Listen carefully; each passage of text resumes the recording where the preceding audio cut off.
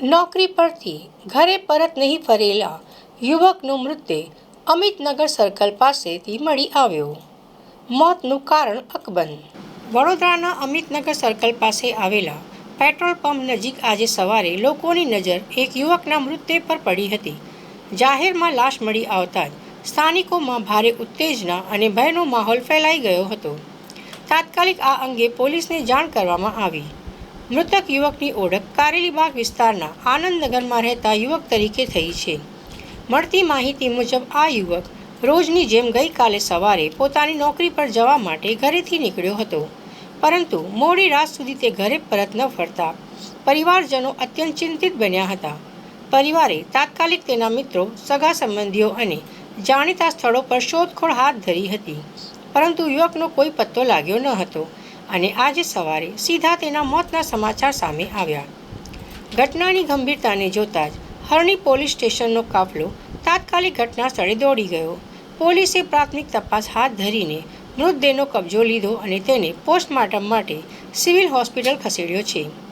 Police હાલમાં આ મામલે તમામ દિશાઓમાં તપાસ કરી રહી છે.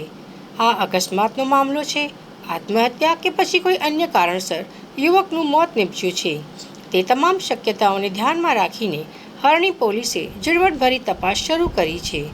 જો કે પોલીસનું કહેવું છે કે પોસ્ટમોર્ટમ રિપોર્ટ આવ્યા બાદ જ મોતનું સાચું અને ચોક્કસ કારણ સ્પષ્ટ થઈ શકશે. એને જોવા નીકળીને સવારે 8:30નો ગયો હતો, તો આવ્યો નહીં. તો મેં ફોન કર્યો ને તો 11:30 વાત થઈ અને 3 વાગે વાત થઈ કે મેં કામ પર છું. પછી 7-8 વાગ્યા, પછી 9 વાગ્યા રાતના, પછી 10:30 મેં નીકળી જોવા.